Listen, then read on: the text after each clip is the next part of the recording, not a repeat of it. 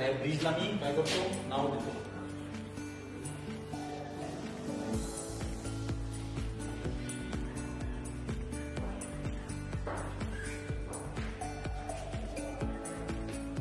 Plus हा एक resistance R1, हा R2, हा R3 आणि हा R4. हे काय झाले, रेजिस्टन्स झाले. आता हे प्रॅक्टिकल करत असताना आपण याला काय करणार, एक बल्ब लावतो तिथं आपण, ठीक आहे. तो एक कॅन्डेल बल्ब असतो, त्याचा काहीतरी रेजिस्टन्स असतो. इथं पण काय करतो, कमीत कमी करंट मेजर करतो. काय करतो, कमीत कमी तो करंट कसा मेजर करत असतो, मिली एम्पियर मध्ये. कसा, मिली एम्पियर.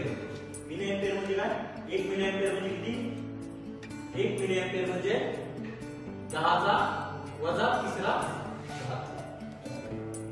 काय म्हणायचं, 1 मिली एम्पियर. बरोबर, 1 मिली एम्पियर म्हणजे 1 गुणिले 10 वजा 3 एम्पियर. त्याला काय म्हणायचं, 1 मिली एम्पियर. त्याला लिहिताना कसं लिहिणार तुम्ही, 0.001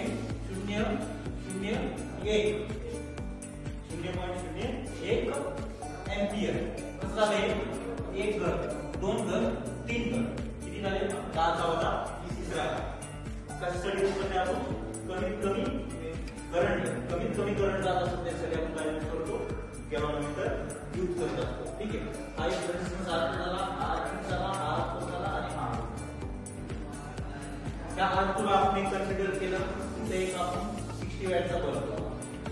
किती, R3 ला पण आपण कन्सिडर केलं 60 वॅटचा बल्ब लावला. इथं पण आपण किती लावला, 60 वॅटचा बल्ब लावला. आणि या ठिकाणी पण आपण काय केला, 60 वॅटचा बल्ब. ठीक आहे. आता ब्रिज बॅलन्स कंडिशन मध्ये काय असते, त्याला आपण P म्हटलं, याला Q, याला R आणि याला S. बरोबर. आता P गुणिले R बरोबर Q गुणिले S. त्या दोघांची काय पाहिजे, समता. ब्रिज बॅलन्स कंडिशन काय, P गुणिले R बरोबर Q गुणिले S. P R बरोबर Q S असं ज्यावेळेस भेटत त्यावेळेस आपला काय होतो, ब्रिज बॅलन्स होतो. ब्रिज काय होतो, बॅलन्स होतो. जर हे बरोबर आलं नाही तर ब्रिज काय बॅलन्स होत नाही. ज्यावेळेस आपला ब्रिज बॅलन्स होतो त्यावेळेस काय होतं, याच्यामधून जो करंट जातो तो काय जात नाही, करंट काय जात नाही. म्हणजे हा ब्रिज बॅलन्स कधी आहे, हा रेजिस्टन्स जर सेम ठेवला तर ब्रिज काय होईल, आपला बॅलन्स होईल. किंवा या दोघांचा प्रोडक्ट आणि या दोघांचा प्रोडक्ट, या दोघांचा गुणाकार आणि या दोघांचा गुणाकार जर सेम ठेवला तर आपला ब्रिज बॅलन्स होतो. म्हणजे आता 60 वॅट असेल तर इथं आपण 10 ओहमचा रेजिस्टन्स कन्सिडर केला, इथं आपण परत 10 ओहमचा रेजिस्टन्स कन्सिडर केला, किती 10 झालं. बरोबर. इथे आपण किती 10 ओहम रेजिस्टन्स कन्सिडर केला आणि इथं पण 10 कन्सिडर केला. ठीक आहे. आता किती होईल, 10 गुणिले 10 किती झाले, 100. बरोबर. 10 गुणिले 10 किती झाले,